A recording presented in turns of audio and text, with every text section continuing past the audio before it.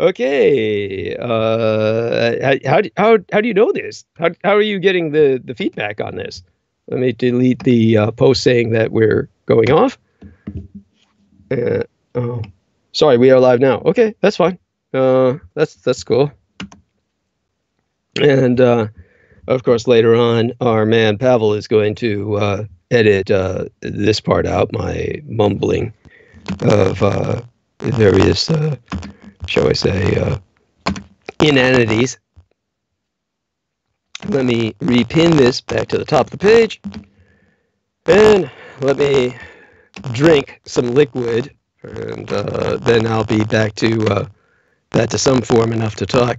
Let me take advantage of this moment to just review what Pavel wrote. Okay, here we are.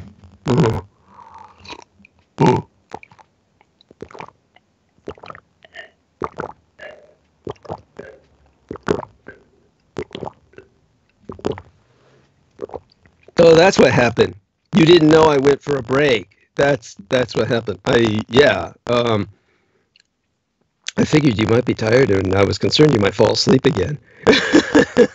Maybe that's what happened. Okay, we'll edit this part out when we splice it all together. Otherwise, has the link changed? Do I need to publish this now, or is this the same? Is this the same that we are?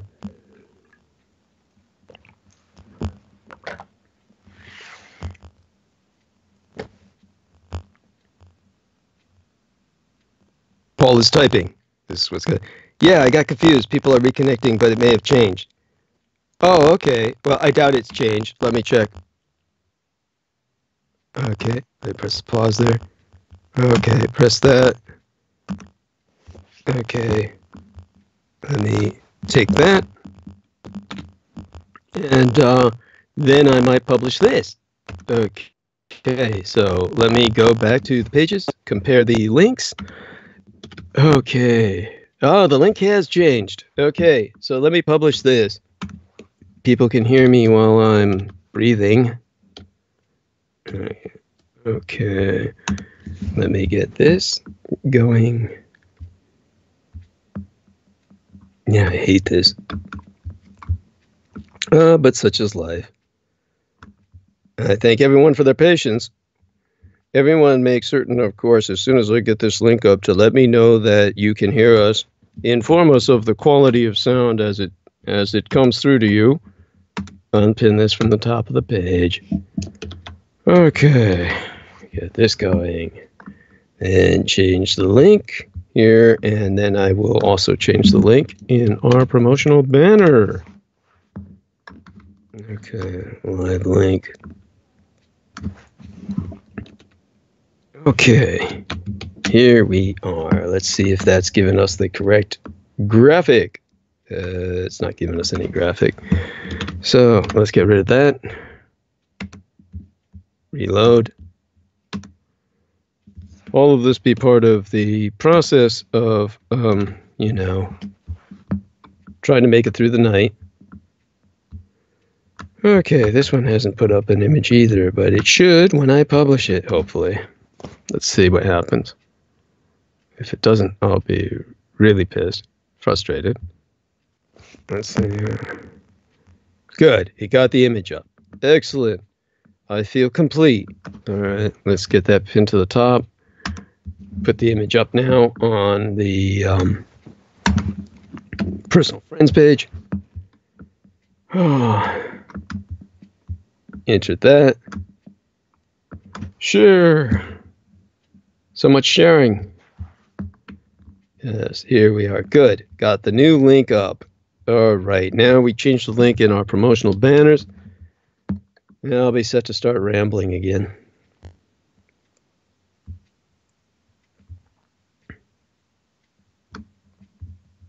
All right.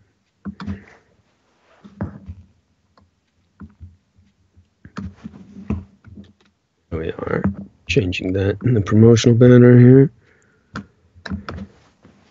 Be ready in a few. At the quarter of the hour, we'll be fine. So much fun. Here we are, right beneath my reference album. I refer everyone to my reference album of images. Yes, everybody, don't forget to check on that. Okay.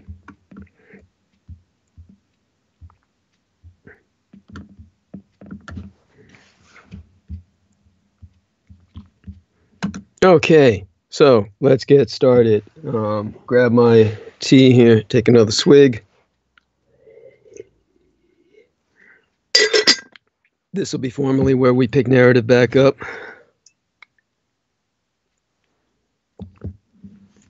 Anyhow, in Australia, to expose their better side,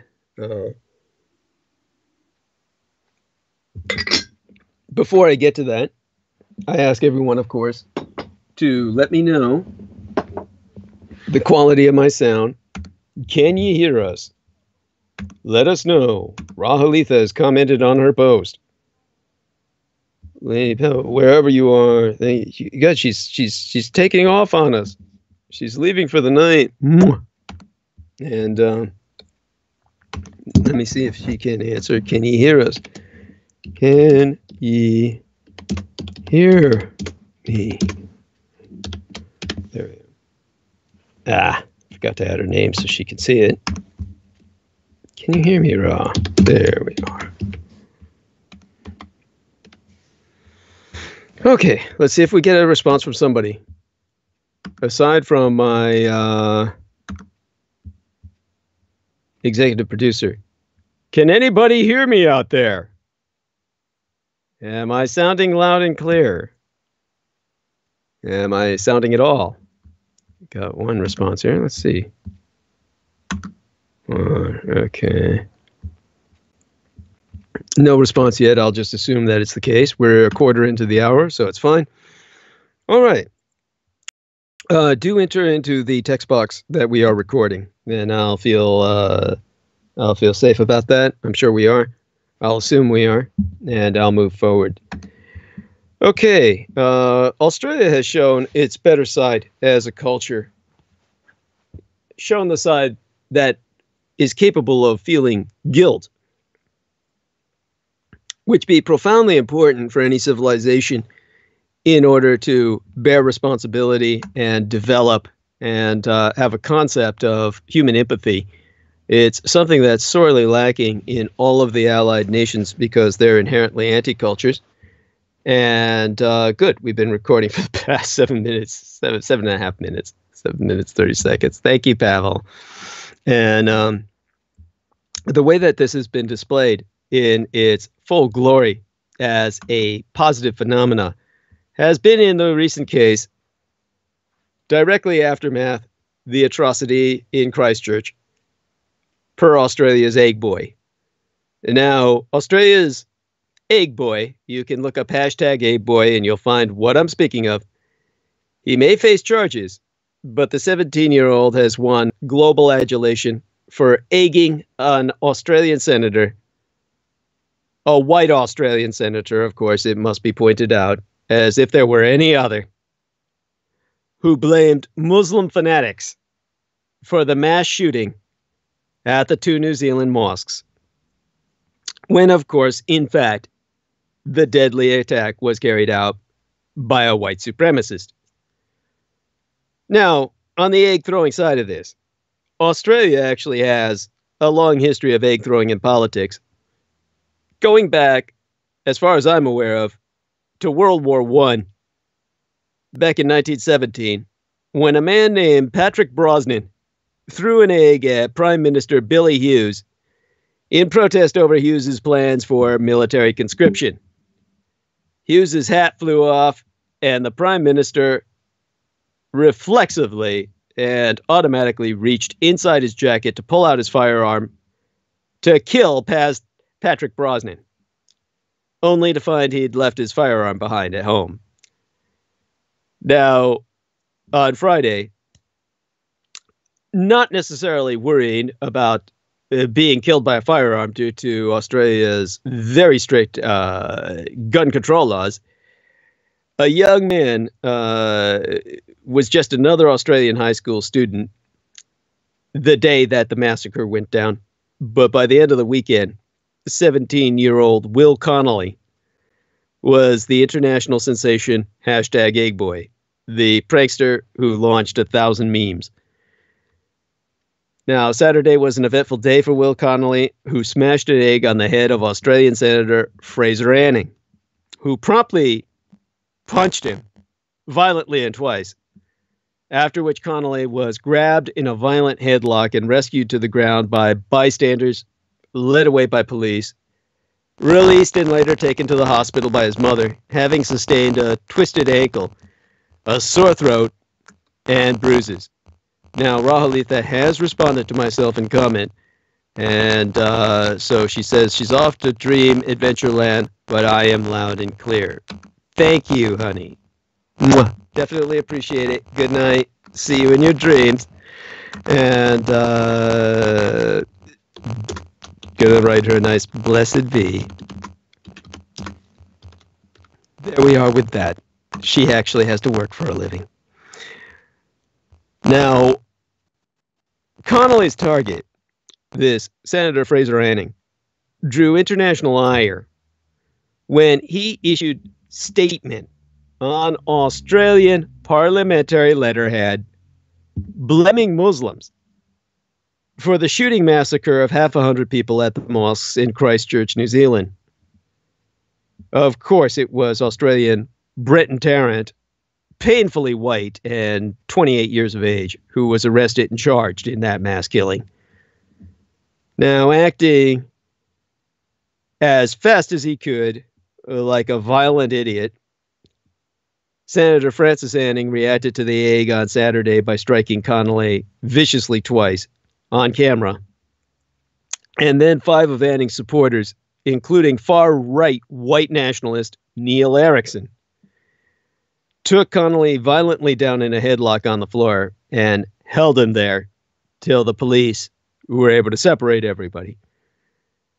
Now, many people have been horrified by video images of that boy's fearful face as 5 men, including at least this one member of a white supremacist fringe group, held him down, squeezing hard on his neck while shouting, "We're all Australians here." Of course, they wouldn't say that if someone was there who wasn't white. And, of course, following that up with, "Don't let him go." Now, the police minister for the state of Victoria, Lisa Neville, told reporters that police were examining a video of the egging and its aftermath and interviewing witnesses to determine whether to file charges against any of those involved. So Sunday was big, too. The #EggBoy went viral as people all over the world thanked the Melbourne teenager for standing up to Francis Anning, who blamed Muslim fanatics for this mass shooting at these 2 New Zealand mosques, carried out by a Australian cisgendered heterosexual male white supremacist. And Australia, searching for redemption and meaning, aftermath this massacre, has seized on Connolly as a hero. Connolly's Instagram account went crazy.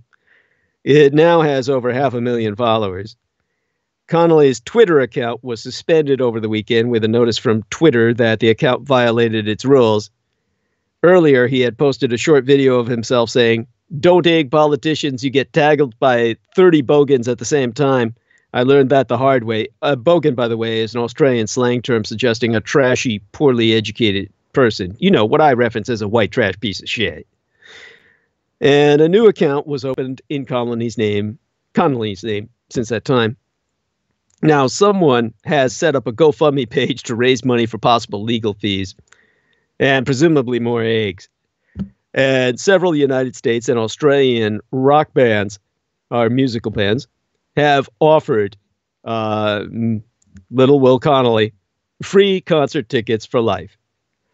The Philadelphia 76ers basketball player, Ben Simmons, who be Australian himself, called Connolly an Australian legend. And a Turkish philosophy professor, amid this potential descent into armed conflict between Turkey and Australia, has invited Will Connolly to vacation in Turkey, all expenses paid. And very shortly thereafter, a petition was circulating to nominate Will Connolly as Australian of the Year Tributes have been pouring in from around the world, while the #AngboyB memes have been multiplying. And meanwhile, an online petition sponsored by the activist organization Change.org Australia, calling for Francis Anning, the senator, to be pushed to resign from Parliament, became the fastest growing petition in Australian history, gathering 1.2 million signatures within 72 hours, as confirmed by Change.org Australia. Now, the Change.org petition to remove Anning has cracked 1 million signatures on my latest follow-up, 3 times bigger than their previous record holder. I've since confirmed. It's unprecedented. And the message be clear. Australians are, at least for now, standing to reject hate speech in their parliament and hate crimes in their communities. Now, one of the organizers of that petition, Sydney neurologist Kate Ahmed, who's a Caucasian Muslim, told the Age newspaper that she knew Australian law provides no legal means to remove a senator, but that the petition sends a strong message to make clear that this kind of hate speech will not be accepted. When neurologist Kate Ahmed heard Fraser Anning's comments on the Christchurch Mosque massacre blaming the victims for their own demise, she knew she had to do more than tweet. And that brings us to what we need to do in a sea change in attitudes worldwide for climate change. Now, kids walked out of school all over the developed world the day of the Christchurch massacre with no connections whatsoever or understanding or knowledge that that atrocity was taking place, to protest governmental inaction via nations the world over regarding the existential threat to the human species of climate change. For the first time in years, climate advocates are going on offensive. The Trump administration has frequently abnegated the science of global warming. But now a ragtag crop of politicians, activists, and rank-and-file voters are pushing the issue to the forefront of national debate. At least 8 2020 presidential candidates identify climate change a top issue, while at the grassroots level, students worldwide, including thousands in these United States, staged walkouts on the same day people were dying half a world away.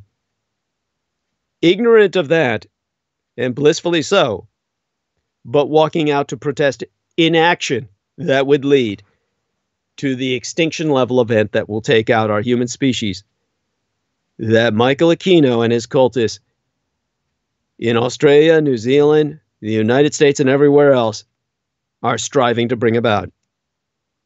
Unless this heightened public consciousness has any effect on Republican lawmakers, federal policy changes may still prove elusive.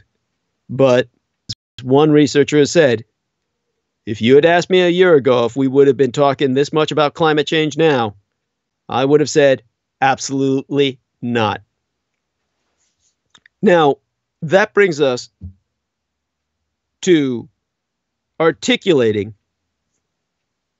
the man who would be Antichrist, Vladimir Putin, and his long-range climate change strategy. Now, Trump and Putin are clearly in conspiracy over propping up fossil fuels. If you can't understand the politics, if you can't understand the antitheism, the anti-godliness, understand this. Whether Russia meddled in the United States presidential election in 2016 is not up for serious debate. Numerous intelligence agencies, both foreign and domestic, have concluded irrevocably Russia did so. It hacked your puppet president into power he does not qualify to hold. On Monday, the 16th day in July, during a joint press conference in Helsinki with President Donald Trump last year, Russian President Vladimir Putin went a long way towards answering why Russia emplaced Donald Trump into power. Vladimir Putin said, I did want Trump to win because he talked about bringing the U.S.-Russia relationship back to normal. Now, that statement was widely covered, but I myself be aware of something else Putin said during the press conference that be far more important and was studiously ignored. Vladimir Putin said, on record, I think that we, as a major oil and gas power, and the United States as a major oil and gas power as well, we could work together on the regulation of international markets. We do have space for cooperation here. Now, some close observers have drawn this connection before, but it's worth saying again explicitly. There's no way to understand Trump's relationship with Russia without putting oil and climate politics at its center. If you're upset at Trump and Putin for undermining our democracy, just wait until you find out what they are likely colluding to destroy our planet's climate system too. After Monday's meeting, that day last year, the 16th day in July, in Helsinki, it be clearer than ever that we be at a crucial moment in our American democracy, as well as in the biggest and most important fight we've ever had as a human species. The fight against climate change and those antitheists who would destroy God's creation, and thereby they conclude God himself by depriving him of the worshipers that sustain him, in service of their anti-gods, the kings of Edom, in name of chaos. Fossil fuels still power 80% of the world's economy, and the leaders of that dying industry might start acting in desperation to stave off its decline. You can see why rapidly eliminating dirty energy sources, exactly what science says we have to do to survive as a species, might be fiercely opposed by politicians who have a substantial stake in their success. Russia be a petrostate, and the United States now be one too.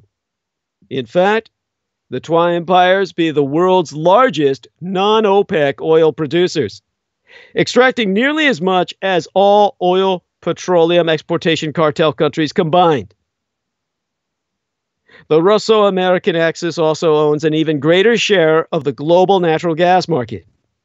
Added together, the Twilight empires produce 6 times more natural gas than the rest of the world. By working together, they can keep the global economy swimming in oil and gas. But what's the primary force working against the fossil fuel industry these days? Climate activists. It's not difficult to see that the Trump-Putin alliance be a deliberate attempt to delay action on climate change. Consider these moves that were made so manifest at Monday's meeting in Helsinki, that 16th of July, but yesteryear.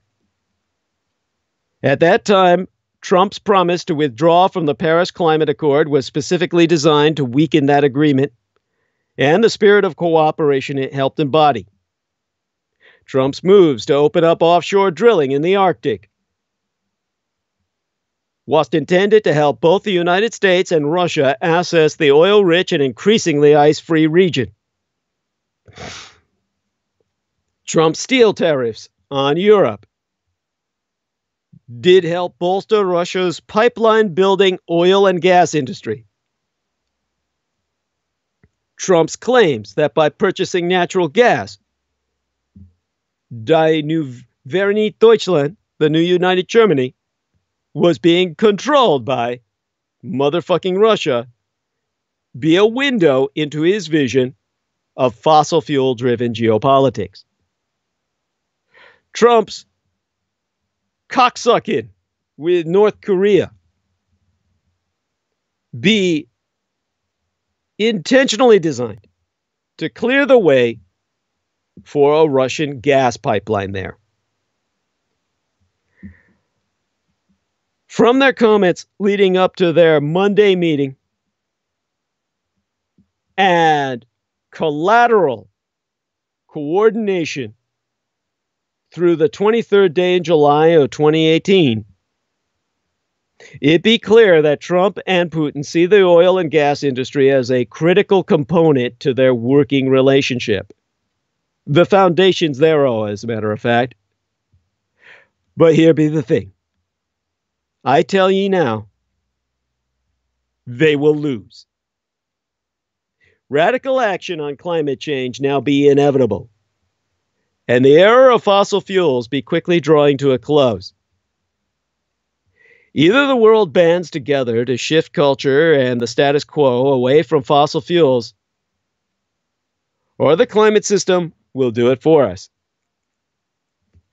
With the costs of counteracting climate change coming down, and the risk of locking in existential damages, rising by the day, the only reason to delay be venal greed. And the truth be, now that more people than ever support action on climate change, it's strong democratic institutions that be the most direct threat to the oil industry in the history of power politics. The quicker we resolve to move away from our dependence on fossil fuels, the quicker Vladimir Putin and Donald Trump will become powerless impotentes, wallowing in their own shit. Now, I received a communique, one of the few that I responded to, from a man whose story be interesting enough that I read his letter to you. And my response, which compared to his own story, was quite short and to the point. But I will extend and expand in context of my response in concluding the arc of tonight's transmission narrative. This was through a series of 2 private communiques, 2 from he, 2 from myself. He first opened intercourse in terms of communications. I will not name this man,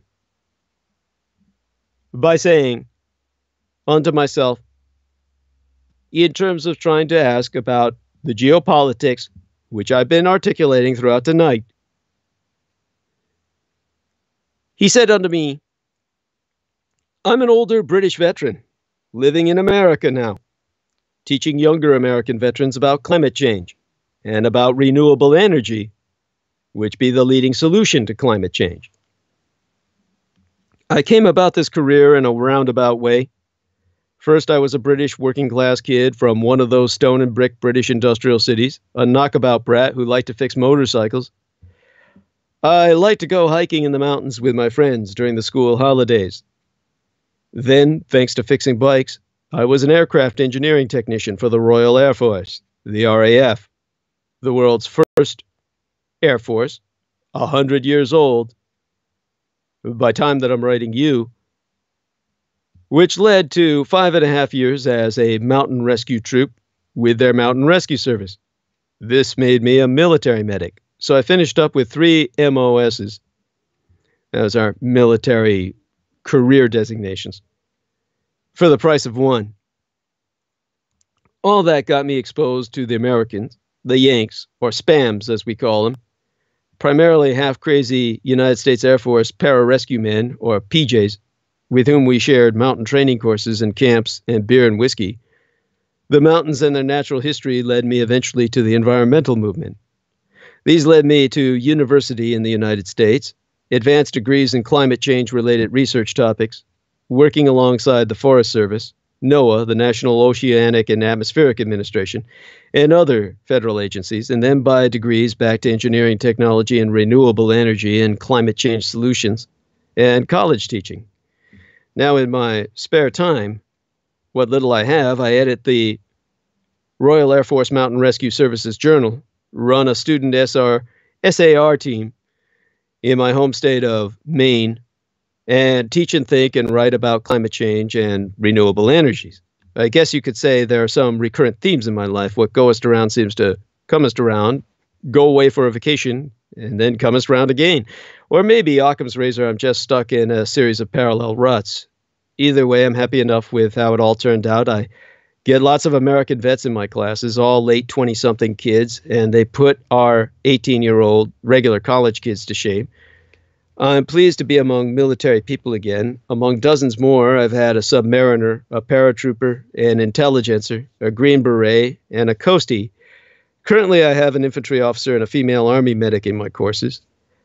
1 year, not so long ago, I myself, as an active duty Navy corpsman, had one that I was training in my courses, and a former SEAL who I was training, and a SEER, that's a Survival, Evasion, and Resistance and Escape acronym. SEER, Survival, Evasion, Resistance, and Escape, is where they literally take people and train them to break out of enemy prison camps. And so he had the SEER instructor, along with the former Navy SEAL and Navy corpsman, all teamed up to make a 3-day land SAR, Survival and Rescue Team Leaders course for their college and the state of Maine Civilian Survival and Rescue Service. That was a blast, so he says. The company he can keep. Anyhow, to continue with his letter. One formative experience was when my old roommate became the senior rescue team leader for the Lockerbie air disaster in 1988. That was also a blast, but not the good kind. I was out of the United Kingdom and in the United States of America by then, for which I am glad. I have enough bad memories and injured people from airplane crashes and climbing accidents, and I don't need any more. Some of my Royal Air Force rescue teammates that responded to Lockerbie finished up with post-traumatic stress disorder. But I did realize from that one degree of connection to such an event that not only are these things connected in my life, they are also connected globally in the great game of geopolitics. Gaddafi be gone, but other monsters remain. My current problem, Mr. Dietrich, involves trying to figure out what one such monster, Vladimir Putin, has planned for an endgame with regard to oil, gas, and climate change. What be he up to? I'm not a spook myself, just a self-appointed academic wannabe that's interested. There's one question I can't figure out the answer to. Why be he doing what he be doing? In particular, why was it so important for him to suborn the United States political process to aid in the election of a half-wit, full-on, pro-oil, anti-climate policy candidate? Putin may be a lot of things, but I don't think he'd be stupid. He must have good scientists and good engineers working for him, and he probably isn't so dumb as to ignore their advice. He surely knows that Russians will suffer as much or more from climate change as Americans, or indeed anyone. Russia may not get hurricanes, but it does get droughts, wildfires, windstorms, and tornadoes, and many important cities are at or just above sea level. I worried at this problem for a while myself and decided that he was just making the best out of the hand he'd been dealt and was using a short and medium-term perspective on oil and gas sales. Sell it now while we can, using our bought and paid for American politicians and lobbyists to help do so. Then use the resulting proceeds to retool out of dependence on oil. This was more or less what the Saudis have been doing the last 10 years or so. It's short-termerism, but what other choice does he have? Mr. Dietrich, lay it on the line. So I told this man, who asked to remain anonymous, Vladimir Putin knowest all this and more, and has perhaps even incorporated climate thinking into his grand strategy. For knowest this, the Russian landmass contains massive territory that be currently too cold to support agriculture, but that has deep soil resources. Climate change will move everything north.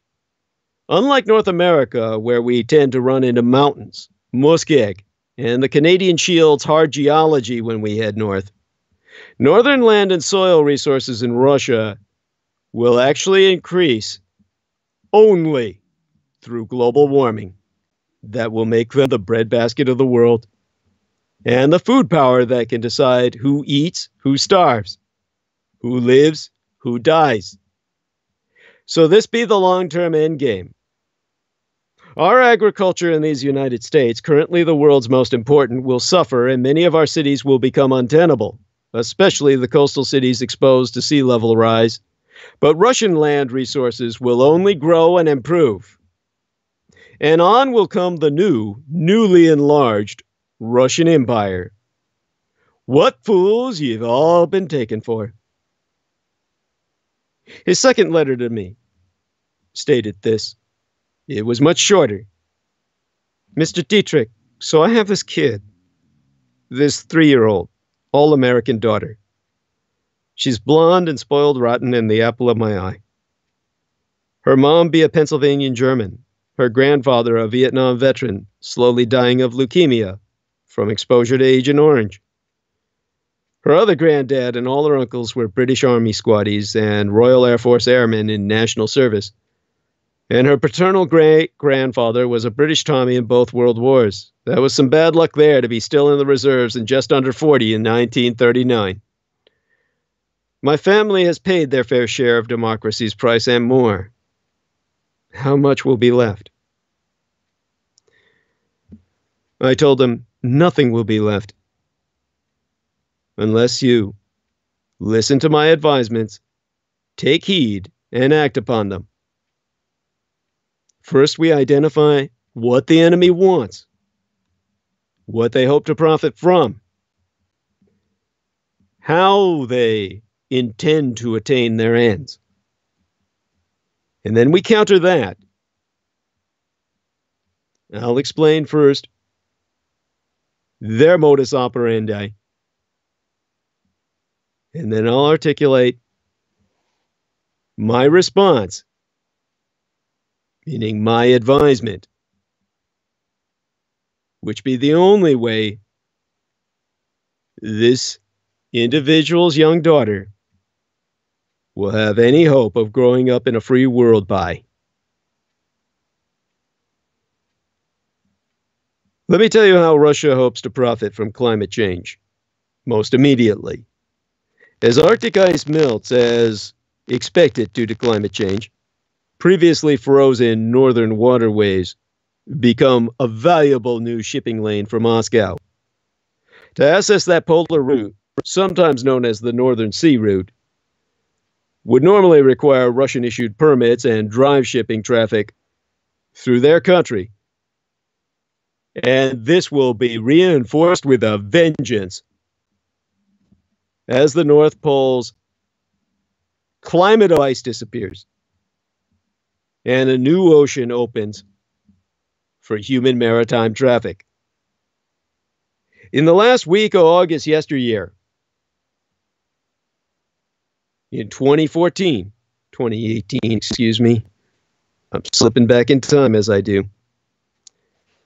At that time yesteryear, that month of August, the shipping giant Maersk pioneered exploratory efforts to open a northern shipping route through the Arctic for container ships. Its 3,600-ton, 20-foot ice-class container ship, the Venta Maersk, through the route carrying a cargo load of frozen fish and Korean electronics. The ship also collected data on the route conditions in addition to monitoring crew performance, ship capabilities, and other factors that all speak as to the future viability of the route itself. For motherfucking Russia, the decision by Maersk to try out the route be a welcome message as Moscow strives to assert total control of a sea route rivaling the Suez Canal. The Arctic route, which runs from Murmansk to the Bering Strait, makes for a shorter journey than the one through the Suez Canal, although it will continue to be blocked by ice most of the year for this year and maybe the next, but not for long thereafter. Maybe never again in the foreseeable human future. Maybe never again in the human experience. In addition to permitting fees, Russia foresees the route as an important step for future development and has already invested in new roads, ports, and other infrastructure that would serve the shipping lane. Russia also provides most of the icebreaker escorts needed to traverse the Arctic Sea and would benefit from more business. This all be great news for Russia. Not so for the rest of the world. Frozen ice caps reflect sunlight back into space, whereas navigable ocean waters absorb it. Recently, Arctic sea ice has been on the decline. That means that if there be less ice and more water, the oceans and the earth heat up at increasing rates in a cycle that be nearly impossible to reverse. In the meantime, however, motherless Russia and shipping companies have cheered on the melting ice. Now, there be a gentleman who lives in my city of San Francisco, Richard A. Moran, a noted San Franciscan-based business leader, venture capitalist, best-selling author, and president emeritus of Menlo College. My medical cosmetologist V was with myself one time when Menlo College conducted an interview with myself on-site the college that was shown on their little college television network. People throughout that little local community have seen it. No one else ever has. I'm going to ask my executive producer, Pavel Pravara, to one of these days. Oh, it would be an international call. I'll have to ask maybe someone else to check into Menlo College and see if they can ever get a copy or find out if someone can ever review it over down there. I'll have to ask somebody here in the United States, obviously. At any rate, the individual of which I speak, Richard A. Moran, he was the 10th president of Menlo College, which be a private 4-year college located in the heart of Silicon Valley. He be the first former president there given the emeritus status for his contributions. Moran previously served as chief executive officer and vice chairman at Accretive Solutions, a national professional services firm with a focus on accounting, information technology, and outsourcing. Accretive Solutions was sold in December of 2017 to Resources Global Professionals. The beginning of Moran's career in the Silicon Valley was a management role in the early days at Atari, the video games company. Since then, he's been involved in companies big and small, with success and failure, and witnessed the growth and change of innovation. Richard Moran also serves on the management team of the Irish Technology Leadership Group. He's the one who provided me most of the information that I have concerning the problems that Brexit will create concerning the Irish border. Ireland itself is one of the most inexpensive places for anyone in the world to open up a business in an all-English-speaking environment. Nevertheless, I'm happy to report via Rick Moran that the Irish are trying to reclaim their Irish Gaelic language and revitalize it, all for the best. He's able to ascertain these developments as a partner at SVG Partners, and he's also a member of the Global Irish Network. The network launched in 2010, comprising 350 of the most senior Irish and Irish-connected business people from over 40 nations. In radio, Rich Moran be a radio personality featured on KCBS Radio in San Francisco. He's the host of In the Workplace, a program that discusses workplace issues and airs weekly to over 1 million listeners. Now, the topics include your typical white boy stuff. I don't find an interest in them. Dogs at work and all that shit white people be obsessed with. Working from home and playing hooky. You know, white people pretending to work and collecting a paycheck for management, going home to put their feet up on the table and watch TV. So, all that aside, couldn't resist the reality of that. Hey, you got to confront it. Aside from that, as an individual, Rich Moran be a frequent speaker on achieving success as well as workplace issues and has appeared on National Public Radio, Bloomberg Television, and other media outlets. Now, in terms of his writing, Richard Moran be the founding partner of Blue Book Ventures, a firm focused on early-stage companies in educational technologies, EdTech as they call it, and related fields. The focus is on technologies and products that solve a problem.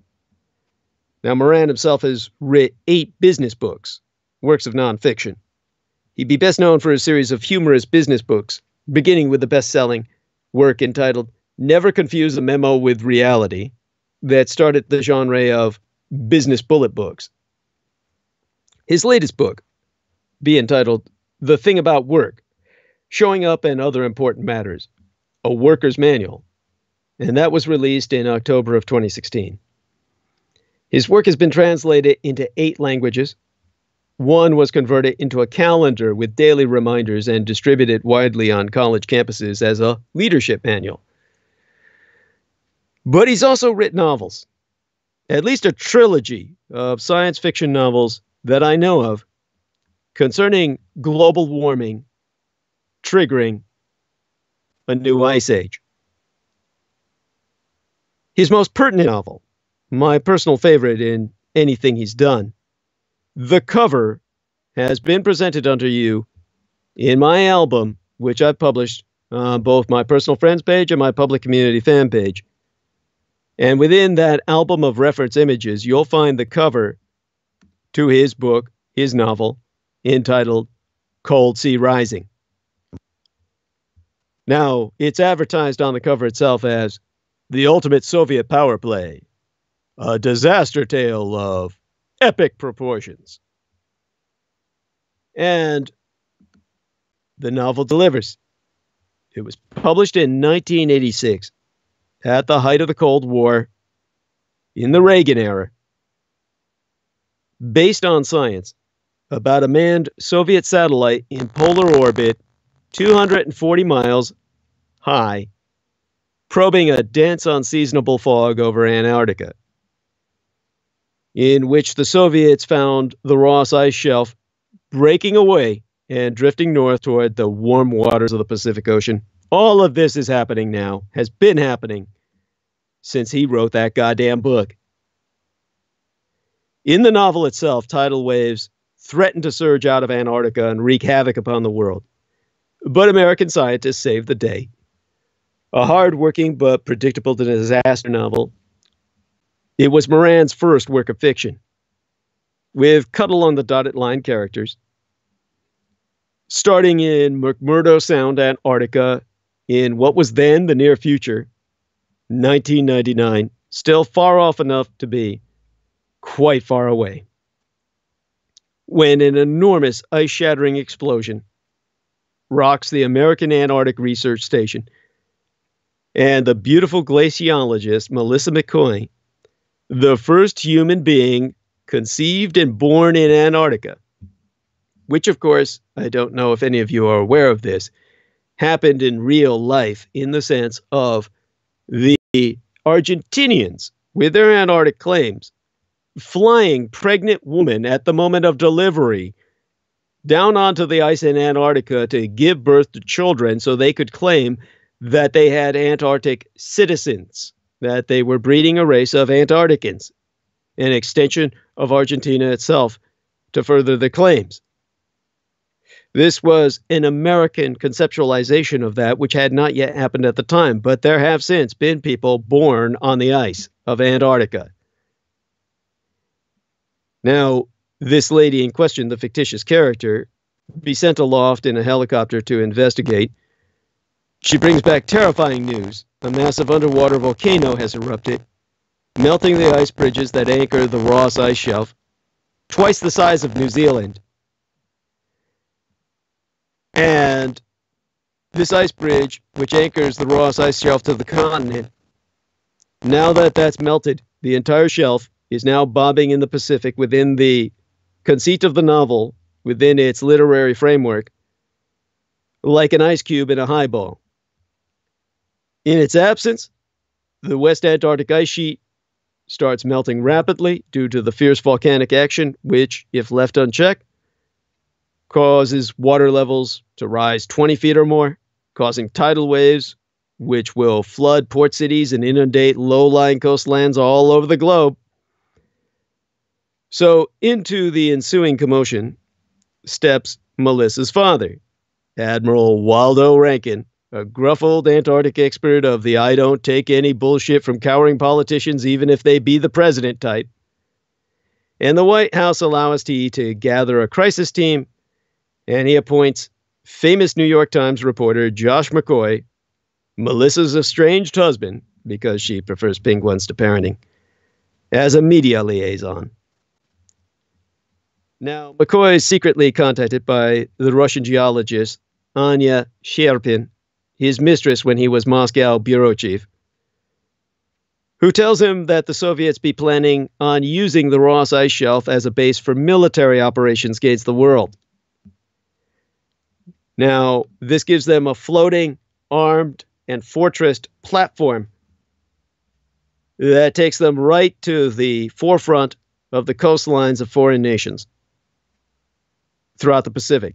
World War III nearly follows, but the bellicose and actually all too believably clumsy bear trips over its own paws, and the Russians drown their entire invasion force after one of their own subs inadvertently sets off a nuclear missile under the Ross Ice Shelf. And free to concentrate on science, Waldo, Josh, and Melissa use Star Wars technology-level lasers as were being developed for the Strategic Defense Initiative, the SDI, by Reagan at that time. Misleading lasers as they were intended to be. They instead redeploy these from orbiting satellites to silence the volcano and save the day. Although Melissa, the first Antarctican, dies in the attempt, and Josh be forced into the comforting embrace of the Russian lady Anya, who has defected in frame of the narrative. All in all, the arc of narrative has a few nice special effects, rather unexceptional of its type of storytelling. But the point that was made standeth out like a beacon that has never been lost on myself. The melting of the Antarctic, which be happening now, and at that time, an extant Soviet empire taking advantage of the supermassive breaking ice flows by turning them into supercarriers, literally miles long, hundreds of times, orders of magnitude larger and more indestructible than the multi-billion-dollar super attack carriers produced by American industry. And using these icecraft carriers, rather than just launching fighter craft, the Soviets use their airstrips carved out into the ice quite easily to land intercontinental bombers. So Russia's old backfire bombers, limited by their lower level of technology, become instantly, easily transported where they're right off the coast to launch anywhere in the world, simply guiding their icecraft carriers using powered technology to engine them up and direct them in a navigational manner. This is military common sense, used with brutal practicality to win the world. And the Soviets, had that situation been extant at the time, could easily have done this. Now, the Soviet Union no longer be extant, and conventional military power projection be impossible.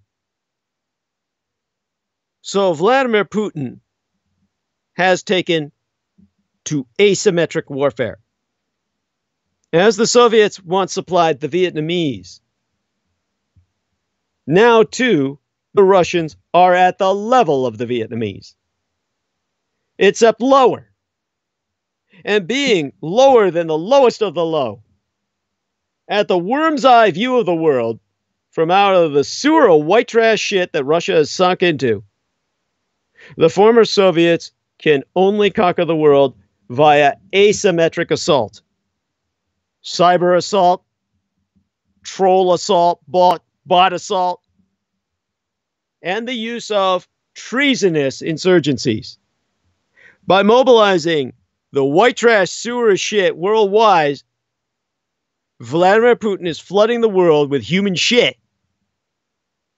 The way the Soviets in this novel took advantage of a drowning world to project military capabilities over via mile-long icecraft carriers, unsinkable even by nuclear bombardment, which simply radiates the hell out of them, but doesn't sink that large a mass of ice. All of this becomes navigable islands, renegade isthmuses, militarily weaponized for an expansion that would otherwise be impossible and impractical. And yet, instead of that, just by taking white trash pieces of shit, flinging them against the wall, knowing everything's going to stick and stink, the Russians are winning the world.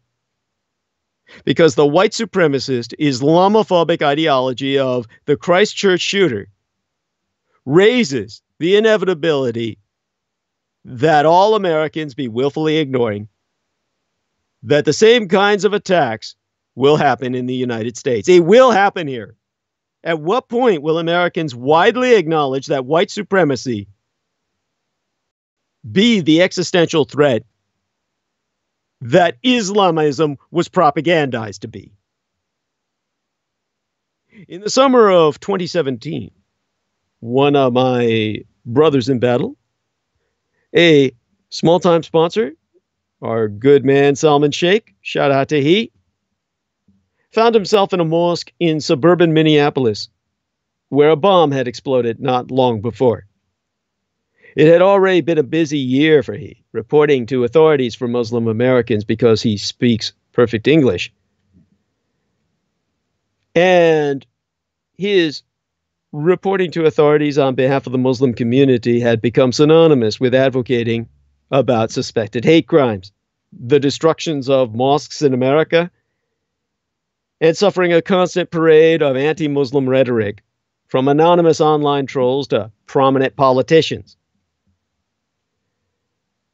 Now, after what happened on Friday, Salman Sheikh and I engaged in some communications, and we went back to that morning in Minneapolis when we first heard the news that at least one terrorist had murdered 49 people in Christchurch, New Zealand, when we spoke but hours ago at two different mosques, 17 time zones away, more like 20 time zones away for he. And this attack was, of course, horrifying, but deeply familiar as that summer in 2017 when Salman Sheikh was rallying the community to recover from the bombing of an American mosque in suburban Minneapolis. If Salman Sheikh and I were at all surprised, it was mostly by location, New Zealand being a nation with little experience of mass shootings. Now, Salman Sheikh recalled that 8 months before the Minnesota mosque bombing, a white man walked into a mosque in Quebec City and began firing on worshippers, killing 6 and injuring 19 others. The New York Times reported that this man was fixated on President Trump, the far right, and Muslims. Now, in my album of referential images, you'll see, of course, the names writ on these cartridges that spewed out the ammunition through the muzzle of that AR-15 that killed nigh half 100 people before other weapons carried by that white trash piece of shit, that Australian scumbag, were put into effect. And when you take a look at these words, for Rotherham, Alexandre Bisonnet, that's the name of that white trash piece of shit who killed people in Quebec City. So regarding the New Zealand mass shooting ammunition cartridges that are presented unto you via my album of referential images, the electronically attached image ammunition be my own screenshot taken from the photograph as it appeared on the now deleted Twitter Incorporated account of the white Australian gunman. Those mentioned on these cartridges who have their names immortalized include Alexandre Bisonnet, born in 1989 or around that time, who be serving life in prison for the massacre of 6 people at a Quebec City mosque in January of 2017, as well as nationalist historical figures and events symbolizing the struggles against the Ottoman Empire in the Balkans and elsewhere. Some of the script being in Cyrillica, the Cyrillic alphabet of liturgical Slavonic. Shipka Pass, 1877 to 78. Novak Vujocevic. I could go on. And that Quebecois piece of shit, even then, was fixated on what he considered the man who gave him the command to kill, the man who gave him carte blanche, Donald John Trump. And about a month after that, another white man shot and killed 2 Asian Indian immigrants in a bar in Kansas, believing they were Iranians. According to all witnesses, he shouted, "Get out of my country," before opening fire. Now, for every atrocity, it seems there be a close call. In 2016, 3 men plotted to bomb a mosque and apartment complex in Wichita, Kansas, because of its high concentration of Muslims from Somalia. One of them referred to Muslims as cockroaches. That plot was foiled. One militia member involved in the Minnesota mosque bombing, according to affidavit, said he wanted to scare them out of the country, referring to Muslims, because they push their beliefs on everyone else. Unlike white trash pieces of shit with their white trash supremacist ideology. This same scumbag also said he went through the bombing to show them, hey, you're not welcome here. Get the fuck out. You know, that's what every Native American wants to tell you white trash pieces of shit. If they could only flush you out of the sewer and into the oceans, where turds like you float, maybe all the world, I know all the world would be a better place. Now, the imam of the mosque pondered in Salman Sheikh's presence back in the summer of 17 on why President Donald Trump was so quick to condemn acts of terror allegedly committed by Muslims and oddly restrained and absent when acts of violence were indisputably committed against Muslims. And that imam told Salman Sheikh,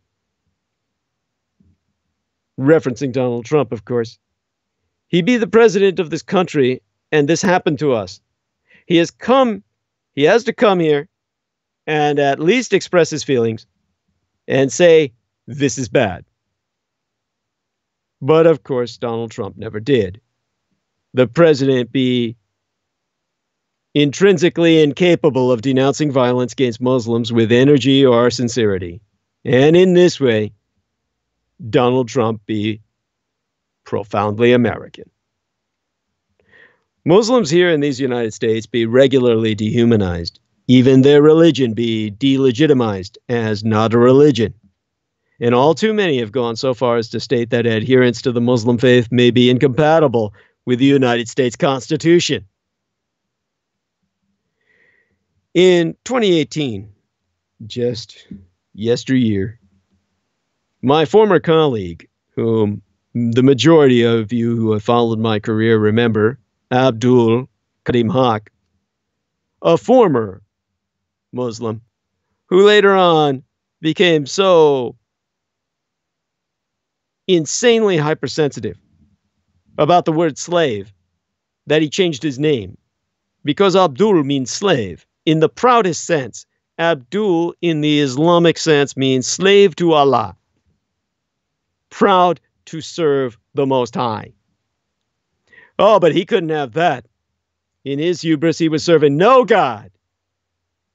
And Abdul Karim Haq changed his first name to Abu, which means something like dad, like daddy-o. But before he went off the deep end and fell into that white trash sewer shit by trolling online, running into Russian propaganda that convinced him to give up on Allah and turn towards Donald Trump, he and I marveled at how oft elected officials seem to make disparaging remarks and statements about Muslims and just get away with it. Similar statements about any other religious minority wouldn't stand, or so we concluded. We challenged ourselves to find at least one instance in every state. And our informal analysis revealed that since 2015, Republican officials, and only Republican officials, in 49 states have openly denigrated Muslims and proposed anti-Muslim legislation, typically with impunity. The exception was Utah, but if we had but extended the time frame from 5 years to 7, it would have made the list too. Now, these facts become all the more alarming when one realizes that Muslim Americans, for all the negative attention they receive, account for, as in New Zealand, less than an estimated 1% of the United States population. The Washington Post reported last year that over the past decade, attackers motivated by right-wing political ideologies have committed dozens of mass shootings, bombings, and other acts of violence, far more than any other category of domestic extremists. At what point will Americans widely acknowledge that white supremacy be the looming, clear and present threat and danger to all Americans, as Islamism was propagandized to be? That point seems far off. All too far off. Right now, all too many Americans don't even acknowledge that anti-Muslim bigotry be a problem at all. This be an empire where a politician can say Islam is a cancer in our nation that needs to be cut out, a direct quote verbatim, and remainest in office. A nation where people proudly held anti-Sharia rallies in 28 cities in 21 states circa 2017. In 2016, I myself had analyzed a report about the shooting death of an imam and his associate in Queens, New York. At first, the police said it might have been a robbery gone wrong, but surveillance footage made the shooting appear for what it was: a targeted assassination by all evidence. No failed robbery. In response to my analysis, someone on Twitter, it had to be brought to me by another person because I myself don't have a Twitter account, but it was screenshot and brought to myself by someone else. Someone, thinking I had a Twitter account, sent someone else with a similar name an image of Peep the Frogs, a right-wing meme, in cartoon caricature of Nazi outfits with blood on their bayonets. And the caption, "Did someone say right-wing death squads?" Had myself mildly alarmed at the time, only because their target was a young androgynous blonde, who looked all too similar to my surrogate son. I laughed it off at that time. I would not have that same response today. I would act on that as a direct threat and do my best to take the sender out. It pains me to inform all listeners of this reality, but there be obvious signs to anyone paying attention that right here at home, Muslims will suffer the same fate as those in New Zealand. But it'd be far more important to realize that on a smaller scale, Muslims have already suffered that fate for some time now. Now, as I look around, seeing responses on my community fan page, and of course as well, my personal friends page, it looks like everything seems to be going smoothly enough, where now that we understand the nature of the threat, the clear and present danger, let's deal with the solution. Climate action be the antithesis of white supremacy. The former acknowledges that everything be connected, whilst the latter be an ideology of separation and atomization. Let me explain why climate change, or action against it, be the antithesis of white supremacy. The climate change itself be parcel of the white supremacy problem, as exhibited by those antitheists, the cultists of the kings of Edom, who are doing their best to take climate change into high gear in the name of chaos. And therefore, in counterattack, in counter-mobilization, behind the urgency of climate action, be the understanding that everything be connected. In direct antithesis to white supremacy, which be an ideology of atomization and severance, fragmentation, chaos, and extinction. As the news of the Christchurch Mosque massacre broke, and I scoured the news, I came across a map showing that the Friday morning climate strike in Christchurch in New Zealand was close to the bloodbath.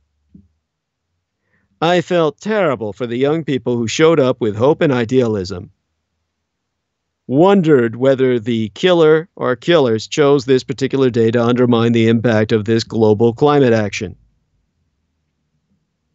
I can tell you now, based on that Swede trash piece of shit, just like the other two Swedish trash pieces of shit, the worst races of all come out of Sweden, because Sweden is an all-white nation where it's easy to be a racist. And these people who never see a goddamn immigrant in their motherfucking lives, yet spread the lie that Muslims are going around raping their women on a daily basis. These guys like PewDiePie, Henrik Palmgren of Red Ice Radio, and Jan Irvin, serving Stephen Outrim, all come out of Sweden to basically fuck your day up, talking about Muslims bringing about the end of your fucking world while the polar ice caps melt and the polar bears go extinct. So when Jan Irvin reached out to myself, I know for a fact, because it happened right before the massacre, all of this was part of that orchestration. And all of it was orchestrated to take place on the day students worldwide throughout the developed world were planning their environmental walkouts to protest inaction about climate change. So the students exposed to this massacre knew then and there this wasn't really about the Muslims, or rather the Muslims were a means to an end.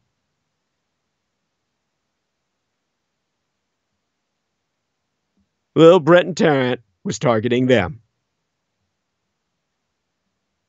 He was out to spoil their day in the biggest possible way, to take all attention away from what they were constructively promoting and take it down into sewer of blood and shit in which the white trash turds float.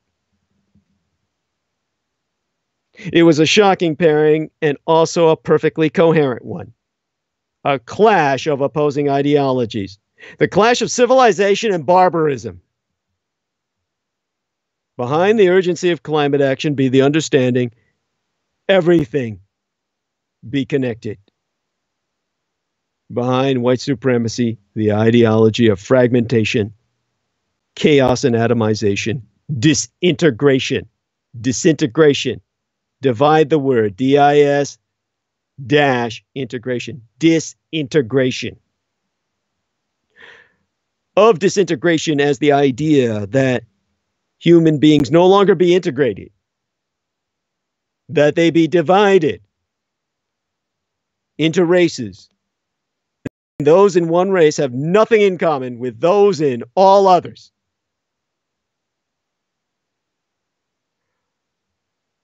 Of disintegration as the idea that though white people have overrun the goddamn globe and killed everyone everywhere to take all the land they could steal until they ran up simply against too many people to kill. And those people were conquered economically, enslaved, degraded. With this flood of the white trash sewer shit that engulfed the world in blood, these albino roaches and rats still claim non-white people should stay out of Europe, North America, and now even New Zealand and Australia. 12 places where white settlers came relatively recently to already inhabited places. Murderous in their psychotic fantasy of resegregating the world. Disintegration of a lot of ideas and ideals of masculinity taken to monstrous extreme. As ideas of disconnection, of taking matters into your own hands, of feeling no empathy and exhibiting no kindness, of asserting yourself as having the right to dominate others even unto death, and of course, firearms, guns as the symbols and instruments of this impotent self-definition.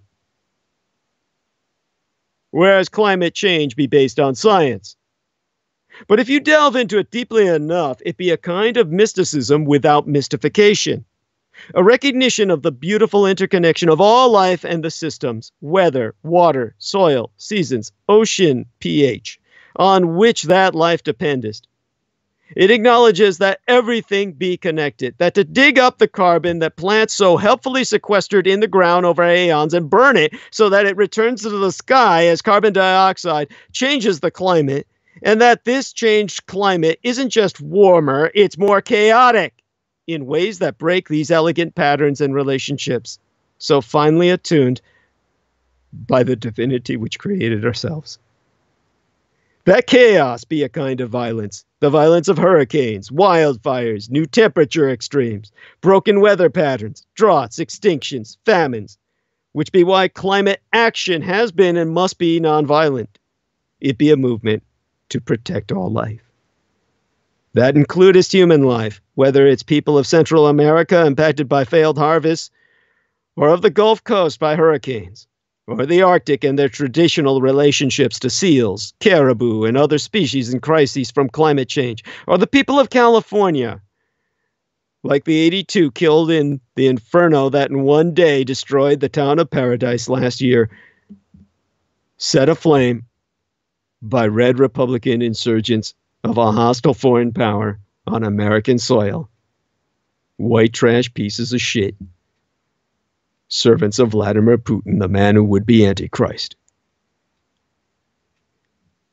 And climate action includest all life, because human beings be not separate from the fate of insects, of birds, of the life in the sea, of the forests that sequester carbon, of the diseases that will thrive on a warmer planet. I myself personally know a lot of climate activists, and I know what motivates them. It's love. For the whole planet, for the most vulnerable people on it, for the idea of a livable future. It's no accident that climate denial be integral as pedophilia to right-wing thinking. That Republicans in the United States have been freaking out about the New Green Deal, that maximizing fossil fuel development and profit be cornerstone of their libertarian capitalist ideology. Be expected. To acknowledge that everything be connected be to acknowledge that our actions have consequences, and therefore responsibilities. White trash Republicans and their colored coons be unwilling to shoulder. Also, acknowledgement that the solutions to climate change require cooperative work at all levels, from local energy transition to national policies that stop subsidizing fossil fuels, to international agreements to set emissions goals. Be anathema to the chaotic anarchy of the libertarian white trash ideal.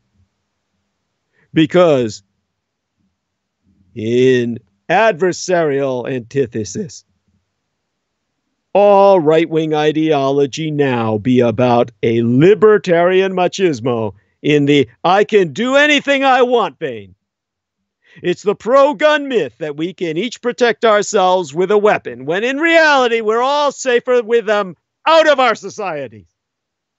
It's the idea that we can deregulate the hell out of everything and everyone can just look out for themselves, whether it's food safety or infrastructure safety or air and water quality. To kill someone, you have to feel separate from them, and some violence, lynching, rape, ritualizes this separateness. Violence, too, comest out of a sort of entitlement. I have the right to hurt you, to determine your fate, to end your life. I am more important than you. It be, among other things, a miserable mindset. One that aggrandizes one's ego, but withers one's soul. To oppose it, in part, standing up for those under attack. That's what it entails. It imposes upon yourself the inability to step back and stand down. It means that when you're present, as I was at Al-Jabail, and mindlessly, I will be the first to say this, without thought, hurled myself at the Mutawayin, the Saudi religious police, machine gunning young girls running out of a burning building. You too must hurl yourself at the white trash piece of shit hurling bullets at black churchgoers in Charleston, Jews in Pittsburgh, Muslims in Christchurch among them. But it also means being the opposite of that white trash piece of shit's ideals and their actions. It means generosity, respect, inclusion, nonviolence. I asked Hoda Baraka, who be both Muslim and 350.org's global communications director, how it all looked to her in the wake of the climate strike and the massacre converging upon each other. And she said, I quote as she, verbatim, In a world driven by fear, we are constantly being pitted against the very things that make this world livable. Whether it's people being pitted against each other, even though there be no life without human connection, love, and empathy, or fear pitting us against the very planet that sustains us, even though there be no life on a dead planet. This is why fighting against climate change is the equivalent of fighting against hatred. A world that thrives is one where both people and planet be seen for their inextricable value and connectedness. So our work as climate activists arises from the recognition that acts have consequences.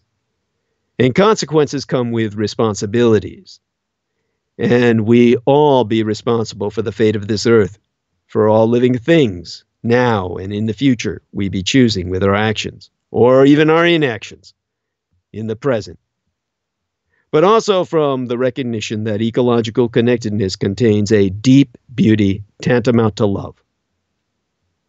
Our goal as climate activists be to protect life itself.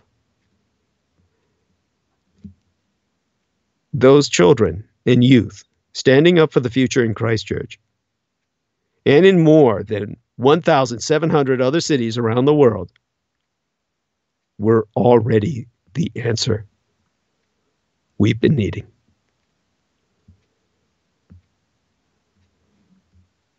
Now I must make you aware of how the evil empire strikes back. The empire of the anti-gods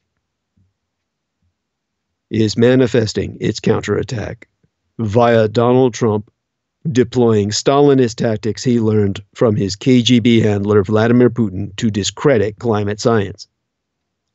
The creation of the new panel of climate change deniers echoes the campaign by Joseph Stalin's regime. A panel to promote an alternative explanation for climate change will be disastrous. Yet that's precisely what White House officials want. In the end, remember, they seek is annihilation of the human race and extermination of us all.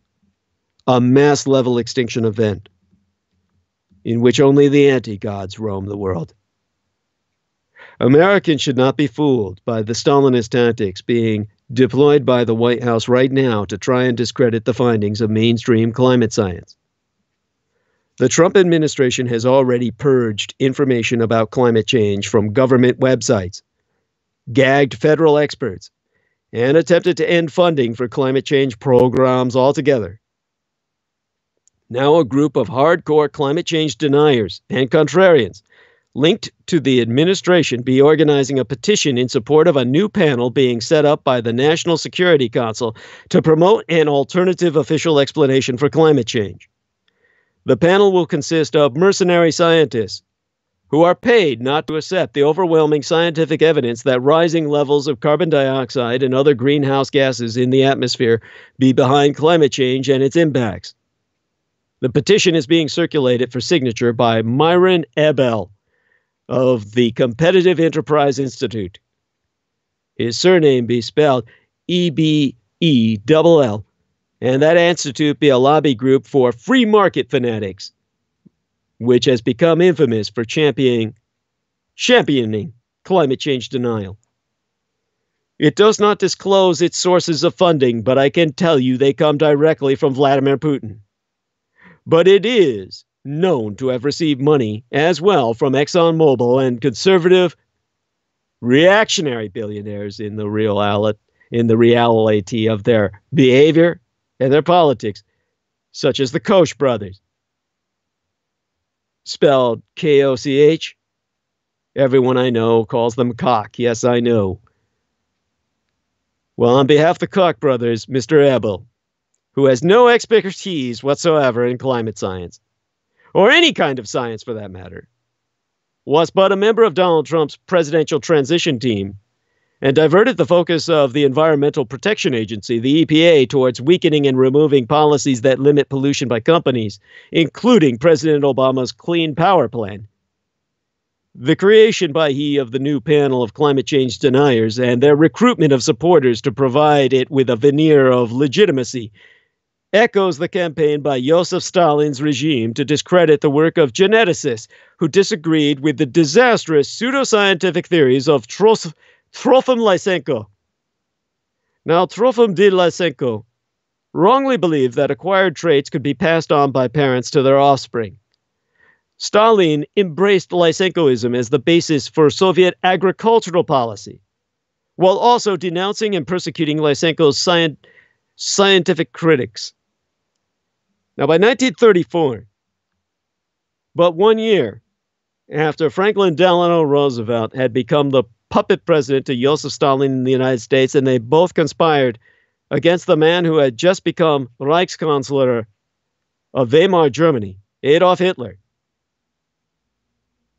By that year, Stalin had killed or exiled many of his old Bolshevik comrades to become the unchallenged leader of both party and state. That year, Lysenko publicly presented and politically promoted a frustrated attorney called Isaac I. Prezent, surname spelled Prezent. First name Isaac was spelled Isaac. And I. Prezent, who died in 1969, was a crony of Lysenko, whom Trofim D. Lysenko had been grooming since 1928, in a pseudo-philosopher who, despite a lack of scientific training, considered himself an expert on Darwinian evolution. Together, Trofim D. Lysenko and Isaac I. Prezent formulated the theory of vernalization, abusing the term, to replace genetics, or Mendelism, referencing Gregor Mendel, the ecclesiastical publisher of genetic studies pursued in service of the church, circa 1900. As Lysenko preferred to call his genetics, his perversion thereof, he referenced it as Mendelism, as a direct desacralization of the church. Exactly what the theory of vernalization was be impossible to explain because Lysenko and his attorney never put forward any statement of it that actually makes self-consistent sense. I know. I've scoured it in the original Russian multiple times, over and over. It's gibberish. Lysenko, with II present as both his main theoretician and legal representative, started and edited the journal Yaravizata, Vernalization, in circulation from 1935 to 1941. They used this to propagate the Lysenkoist philosophy. And as a Lysenkoist mouthpiece, Yaravizata was the essence of self-publishing. After World War II ceasefire on the continent of Europe and in Asia, Lysenko would achieve worldwide infamy among the professional scientific community and admiration among the liberal academia as editor of the internationally circulated journal Agrobiology, published from 1946 through the year before I was born, 1965. Discontinued upon cessation of state support with his forced withdrawal into semi-retirement. In 1935, Lysenko proclaimed his new theory of heredity, which rejected Mendelian genetics entirely and instead claimed environment as the prime controller of how organisms developed. Stalin, who was desperate to hear good news, any good news, even if illusory, even if fake news, responded enthusiastically in the wake of a disastrous series of failed FYPs or 5-year plans, promoting agricultural industrial expectations and productivity to be met on pain of death at the national level. Yes, Stalin literally threatened to kill everybody, even as his ongoing policies effectively rendered these threats redundant. The first 5-year plan ran from October in 1928 through December of 1932, the second from January of 1933 through December of 1937, and so on, until the demise of Stalin himself during the fifth 5-year plan rendered such calendarium an anachronism, maintained out of sheer bureaucratic inertia until the collapse of the Soviet state come 1991. Now, between 1929 and 1933, the Soviet Communist Party had inflicted the social atrocities of collectivization, establishment of kolkhozes. In practice, several villages were lumped together and declared a kolkhoz. Between 1929 through the year I myself entered this vale of tears from out of my mother's womb, 1966, there was no guaranteed basic wage. Wages were paid out at end of harvest according to profitability of the collective farm. And sovkhozes, these sovkhozes were state farms run like factories with guaranteed minimum wages, operatives being classified as workers and enjoying social benefits as such. State communism fetishizing industrialism, hence valued tools above food.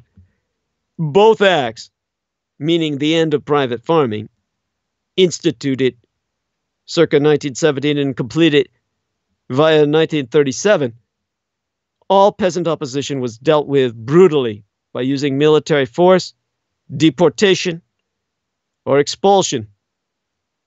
There was also dekulakization. The Bolsheviks divided the pre-collectivist period peasantry into poor, middling, and rich. The poor peasant did not have enough land to live off. The middling peasant did. The kulak had enough to produce surplus, condemning him as a successful independent farmer to be liquidated as a class, per Politburo directive issued January 5th of 1930, even though he would be classified as only modestly well off in Western European terms. And the imposition of intentional terror famine on the Russian peasantry itself, particularly the Ukrainians, who, as an occupied nation, were subjected to a massive ethnic cleansing campaign with the objective of relocating greater Russians to supplant their population. Another morbidly ironic link in the chain of Soviet repression lies in which T.D. Lysenko's graduation from Kiev Agricultural Institute, located in the capital of Ukraine, that sourced his hatred of the Ukrainians themselves. They were all smarter than he was. He demanded all of them die. He felt that if he superseded them as one man, he would be God. More deaths resulted from all these actions than the total number of deaths for all European countries in the European theater of the first phase of World War I, 1914 through 1918, which resulted in the deaths of millions itself. More people died in Ukraine alone than had in all Europe throughout World War I combined. Over 14 million Ukrainians died, a rate of starvation that put Africa higher on a standard of living in terms of statistics and quality of life. And people wonder why the Ukrainians hate the motherfucking Russians and will fight them to the last man, woman, and child. To Stalin, Lysenko and vernalization represented the great hope of the glorious revolution. Thereafter, the study of genetics in the Union of Soviet Socialist Republics, surviving in increasingly harassed form until the Lysenko Proclamation, was ruthlessly exterminated, as were many Soviet geneticists who dared speak out against Lysenko's increasing lock-on power or the absurdity of his ideas. The vast majority of those working in the biological sciences in the Union of Soviet Socialist Republics switched their allegiance, at least on the surface, to Lysenkoism, which may seem a cowardly action with hindsight, but must have been perfectly reasonable at the time, bearing in mind the alternatives. Besides, by this time, many establishment scientists were not recognizably such at all, being but political appointees chosen for their loyalty to the cause rather than any competence. Holdouts who were lucky were forced from their jobs. Many more were arrested and either were executed or died in prison, or gulagari, the concentration camp system.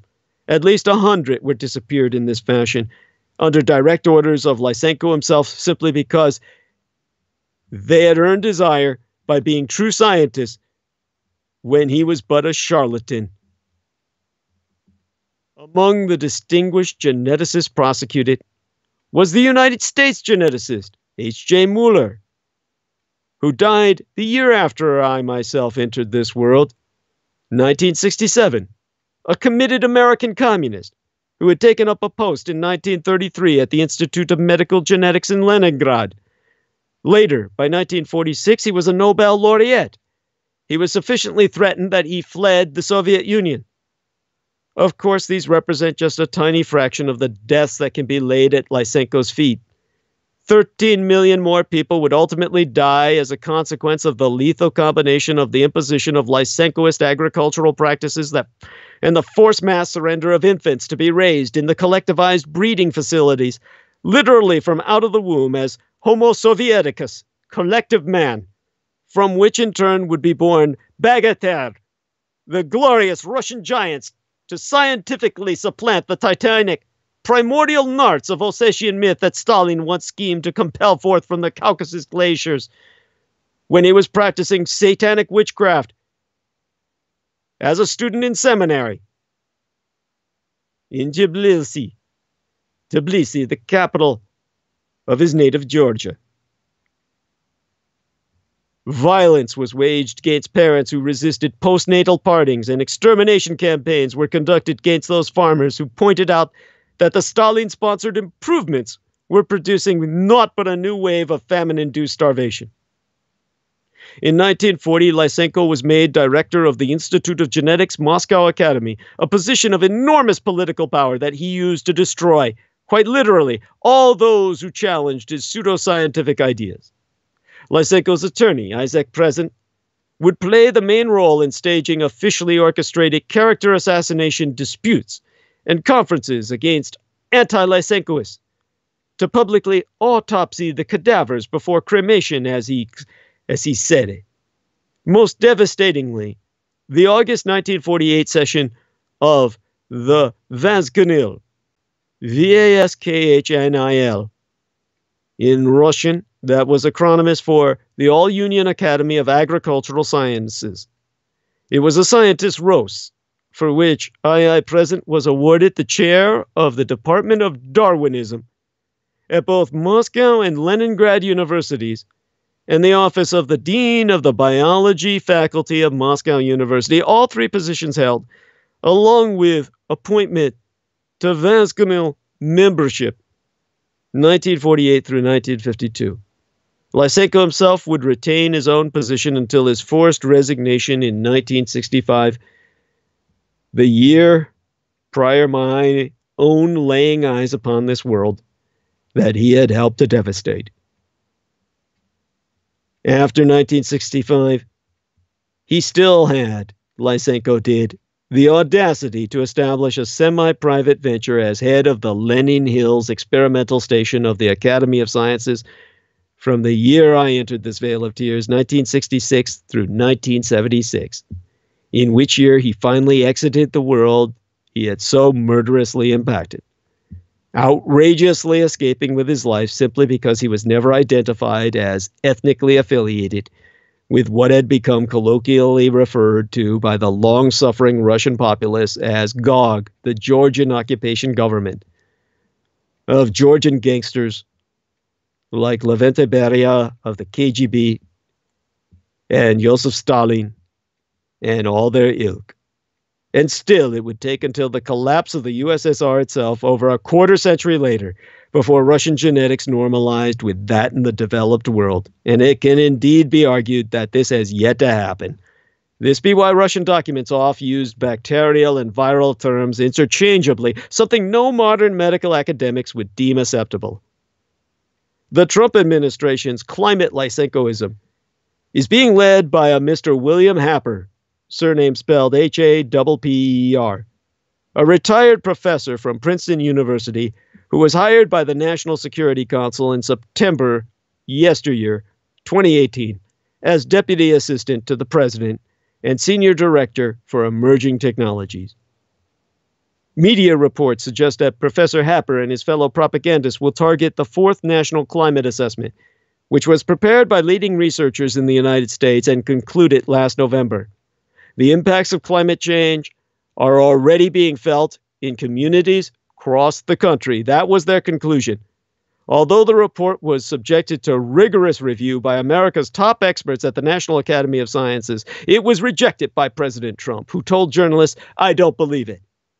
Professor Happer, who has not published any research on climate change in a reputable science journal his entire life, has been celebrated for many years by climate change contrarians and deniers around the world, particularly in the Russian language. Happer was formerly a trustee of the George C. Marshall Institute, which received funding from ExxonMobil and other companies to spread doubt inside and outside these United States about the role of fossil fuels in climate change. It disappeared in 2015 and was replaced by the CO2 Coalition, which was co-founded by Professor Happer. The website for the coalition makes many inaccurate and misleading assertions, such as readily available data from both governmental and non-governmental sources confirms that extreme weather events in recent years have not happened more often or with greater intensity at all.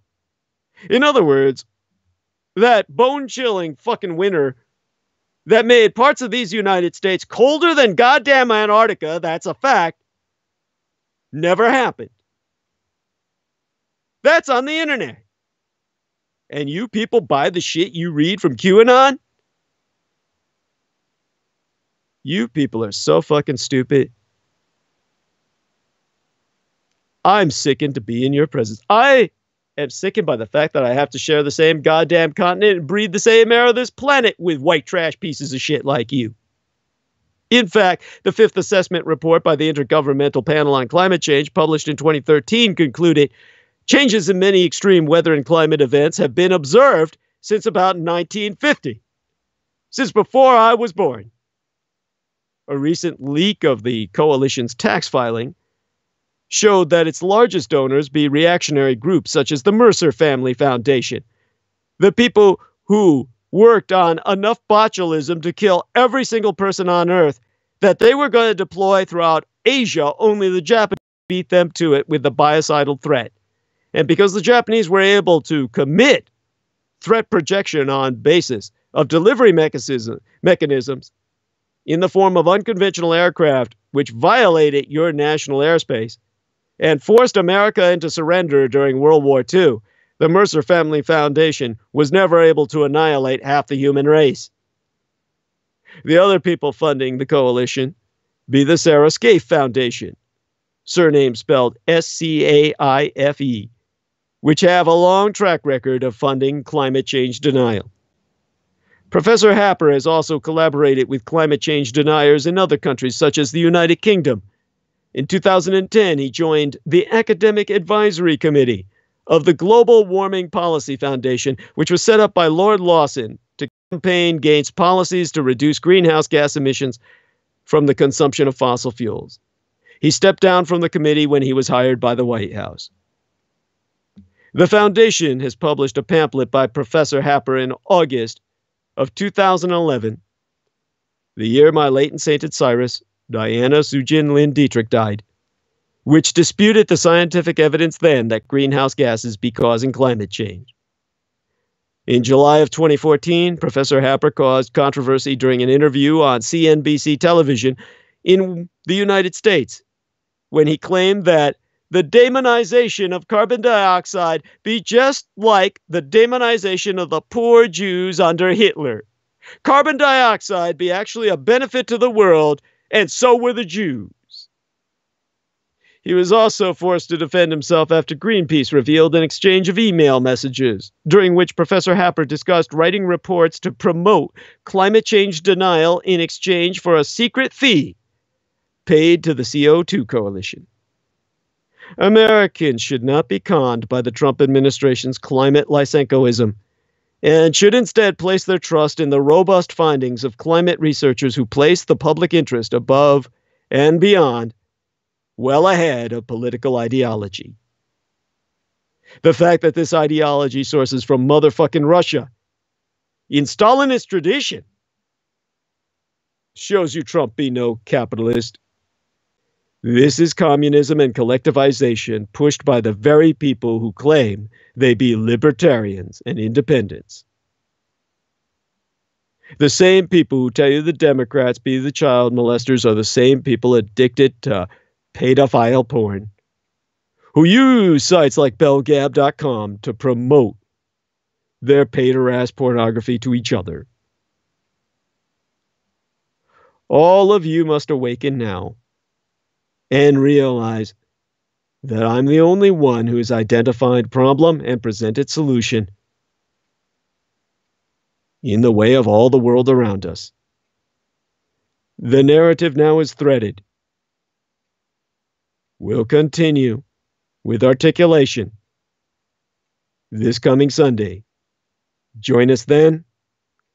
We'll get into the political ramifications that Brexit will have on the world and the redrawing of the map. But now you know the context behind why such all be inevitable.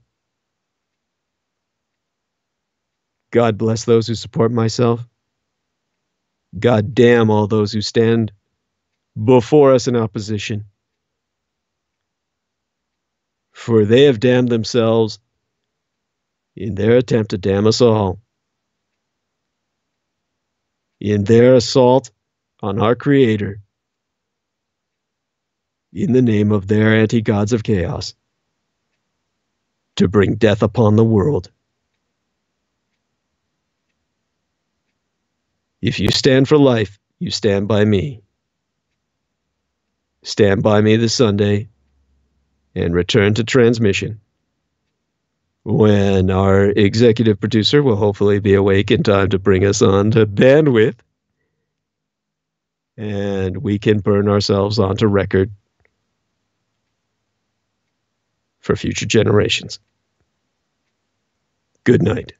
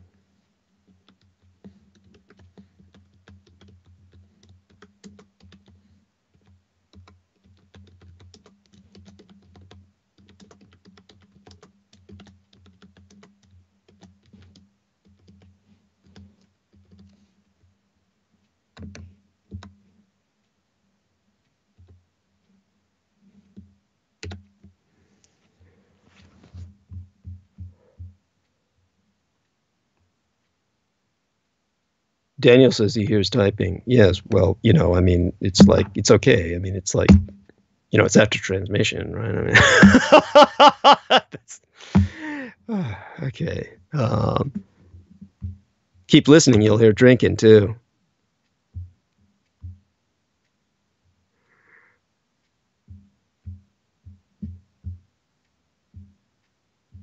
All our love, Daniel. We hope everything goes well with your relations.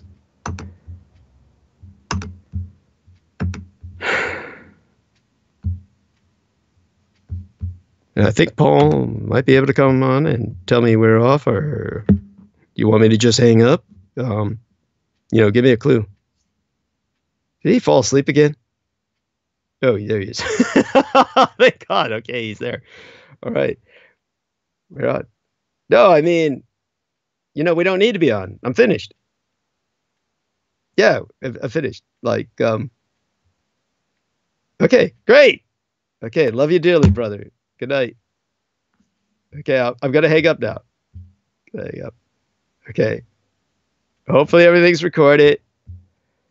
Okay, make certain it's all stored, before you get yourself some rest. All right. Love you dearly, brother. Hugs.